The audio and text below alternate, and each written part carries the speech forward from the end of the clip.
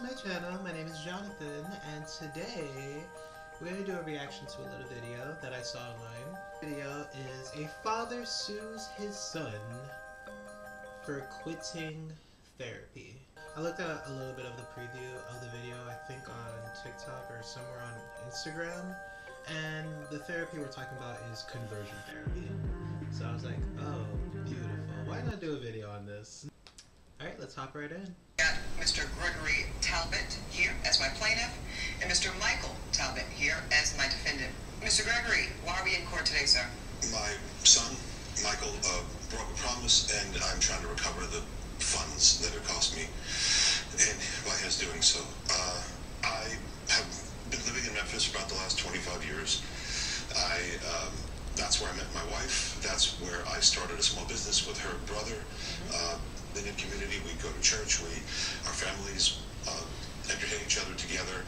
Right. Shortly after I got married to Michael's mother, my wife, Jennifer. Were you still married to your wife, Jennifer? Okay. Yes, we're still married. And we found out we were going to have a child. We were overjoyed.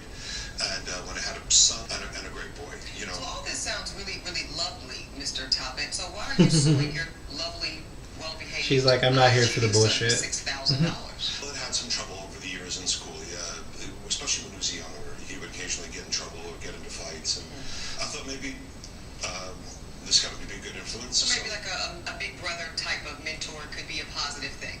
Yes. I was certainly hoping that, yeah. He was hoping for a role model, because Michael is such a bad boy. Little did he know, he got a little better. In Michael's room, so that Kevin could stay on the floor. I heard noises, late into the night, figuring, they're boys, they're roughhousing, or they're reading comics, or whatever. Oh my god. Oh, they're boys, they're roughhousing. To tell them that breakfast was ready, and my daughters were getting ready for church, and I found them kissing. They were not kissing full. That's it? What do you mean roughhousing then? Oh my god. These fucking Christians are so dramatic, dude. Around roughhousing, they were kissing the way a man and a woman kiss. Well, let's rephrase that in this courtroom. They were kissing romantically. Yes, they were definitely kissing romantically. I was shocked. I didn't know what to say or how to respond. And I texted him. I have copies of proffer that evidence to my bailiff here, sir, so I can take a look and see exactly what you said to young Michael at that time. Michael, oh my god. I am so disappointed in your behavior. You cannot kiss another man, especially in my house. If you want to live a homosexual lifestyle, you'll need to move out. This behavior is unacceptable within our family and friend circle in Memphis. I see Michael responds. He says, Dad, I'm so sorry. I never meant to hurt you. I don't want to move out. Sorry for what? I'll do whatever you need me to do. You respond to your only child, your son, and you say, okay, son, let's fix it so it doesn't happen again. Let's fix it. Sorry for what? Sorry for what, first of all? Wow. I swear, with these kind of conservatives, because I literally, and I mean literally, I had the same fucking issue with my dad. Still have the same issue with my dad. I live with my dad still, so. You would rather see your kid homeless, living away from you. That's how much you care so much about what he does with his own life.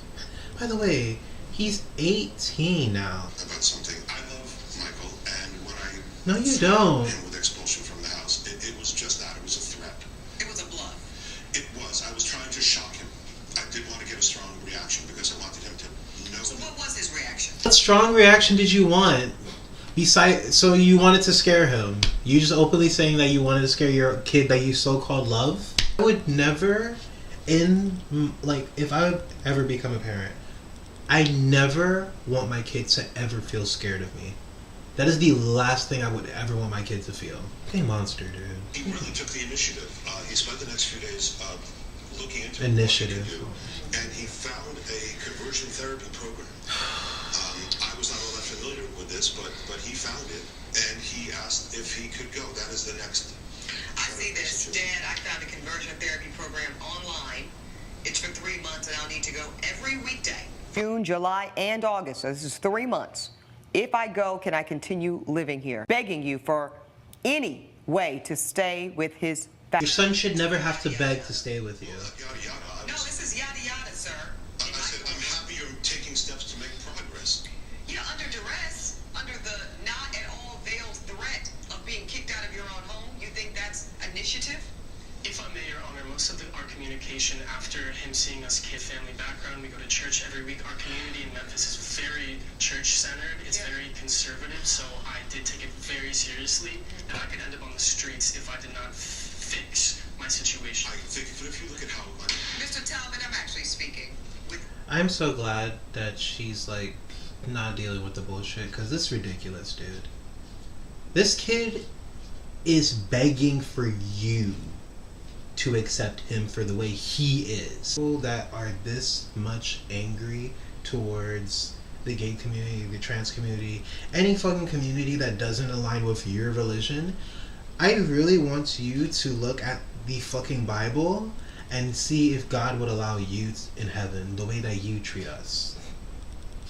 Your son. Go ahead, son.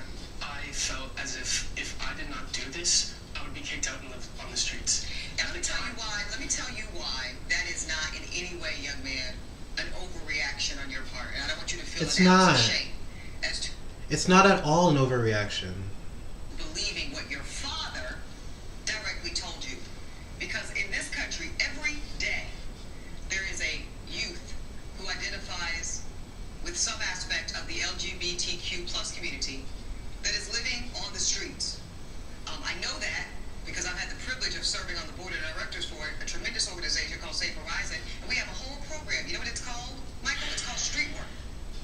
Because we provide services and resources to young men and women and non-binary individuals just like you who are members of a community that our society at large has deemed to be marginalized. Do you see it, sir?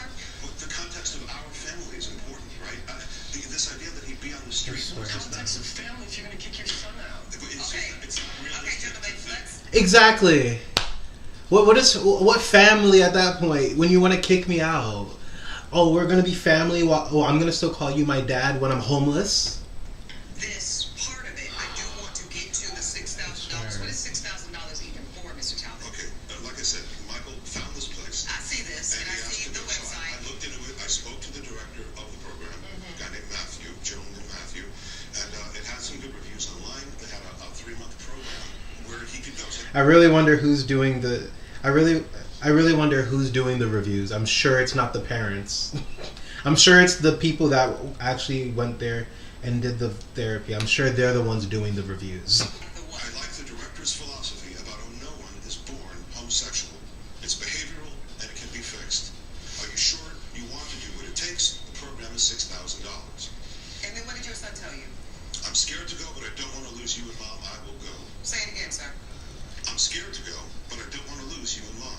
I will go. Michael's always embraced courage. No, You know, no. at other times. Fuck you! Are you fucking crazy?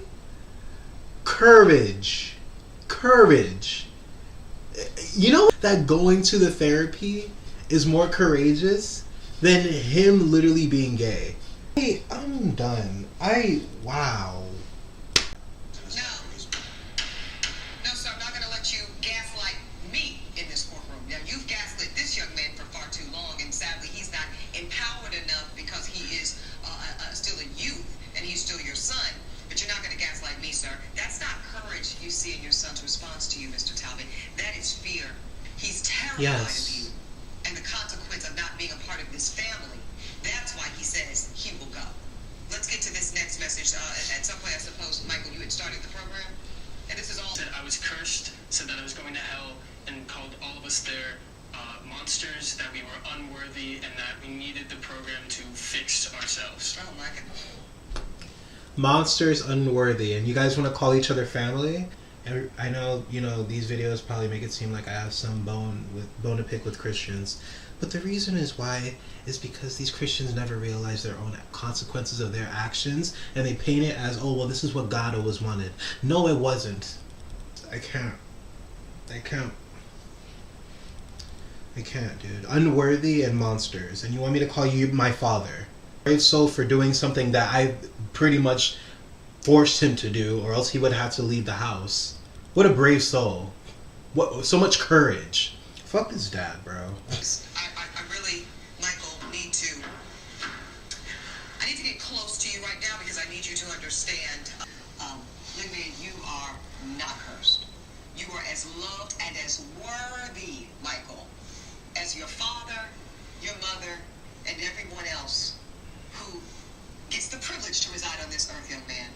And I don't care what your daddy says. I don't care what this Matthew guy says. I don't care what some stupid conversion therapy says, which is nothing but a bunch of hoopla and a scam and a money grab for young, vulnerable men like yourself.